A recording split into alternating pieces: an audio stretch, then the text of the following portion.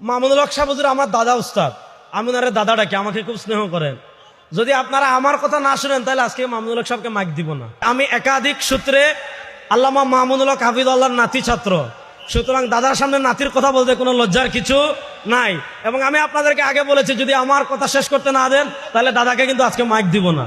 আপনারা কি টের পাচ্ছেন? আল্লামা মামুনুল হক পীর সাহেব চরমোনাই সবাই কিন্তু এক কাতারে চলে আসছেন, সবাই ইসলামের প্রশ্নে ঐক্যবদ্ধ হয়ে যাচ্ছেন। আমি আমার রূপগঞ্জের জেনজিকে ডাক দিতে চাই, বলতে চাই, আল্লামা মামুনুল হক পীর সাহেব চরমোনাই সহ সকল ইসলামী রাজনীতিবিদ ঐক্যবদ্ধ হয়ে যদি আপনাদেরকে ডাক দেন, সাতার মাতার ডেমোক্রেসি, সাতার মাতার ধর্মনিরপেক্ষতা, সাতার মাতার সমাজতন্ত্র সবগুলাকে বুড়িগঙ্গায় ভাসিয়ে দিয়ে কোরআনের বাংলাদেশ, ইসলামের বাংলাদেশ গড়ার জন্য প্রস্তুত আছেন না নয়? ইসলামের 4টা প্যাটার্ন পৃথিবীতে আছে, মনোযোগ। ইসলামের একটা প্যাটার্ন হলো মাক্কি জীবন, মনোযোগ।